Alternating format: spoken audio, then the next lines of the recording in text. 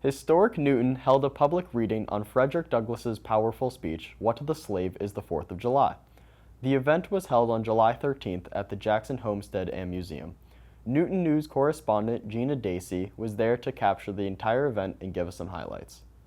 Historic Newton and Newton Cultural Development hosted a public reading of Frederick Douglass's "What to the Slave is the 4th of July." Many community members volunteered to read passages aloud. We are called upon to prove that we are men. Would you have me argue that man is entitled to liberty, that he is the rightful owner of his own body? You have already declared it. Must I argue the wrongfulness of slavery?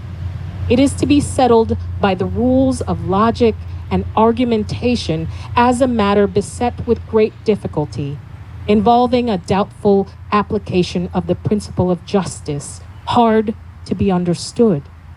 Robin Terosian, board member of Forge Newton, describes the thought process behind the planning of the event. Allison's thinking was immediately focused on the big questions, like who gets to have freedom? Who is freedom for? What is it like to feel patriotic in times that can feel so polarizing? What does it mean to love the flag in times when it symbolizes things we don't necessarily agree with, even as U.S. citizens? So I loved her broad thinking that way, and her focus and clarity on what the outcome of the day should be. You know, she had a clear vision that the idea was to have people have the chance to have a little conversation about it. He shares some of his thoughts on the speech, discussing what Douglass's words mean to him. Picturing this speech and the ire that Frederick Douglass would have understandably had being asked to speak by abolitionists, but nonetheless on a day that it's so hypocritical for him to be asked to give meaning to a day that is essentially robbing him, and still to this day robbing many folks of fairness.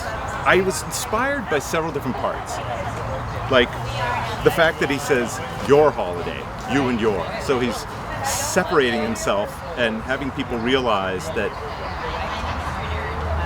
freedom isn't quite the same for everyone here. Who is freedom for? Who should it be for? Is one of the questions that maybe you wonder about. God speed the day when human blood shall cease to flow, and every clime be understood, the claims of human brotherhood, and each return for evil, good, not blow for blow. That day will come all feuds to an end, and change into a faithful friend each foe. Gina Dacey, Newton News, Newton Corner.